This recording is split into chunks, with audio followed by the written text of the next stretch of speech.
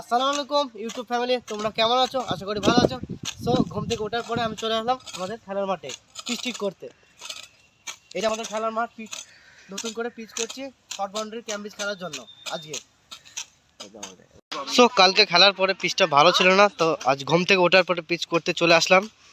দেখতেই পাচ্ছ পিচটা, আমাদের পিচটা, আমাদের পিচের কাজ শুরু হয়ে গেছে। তোমরা দেখতে পাচ্ছ সুন্দর করে। এটা ক্যাপ্টেন আমাদের 2 নম্বর টিমের, আর সবচেয়ে ভালো ব্যাটিং এইটা। দেখতে পাচ্ছ 50% হয়ে গেছে। দেখতে পাচ্ছ আমাদের পিচ 50% হয়ে গেছে, পিচের কাজ আমাদের। তো আজ থেকে আমাদের ভালো করে খেলা স্টার্ট করব। কাদের কাদের ক্রিকেট খেলা ভালো লাগে তারা। তো ফাইনালি পিচের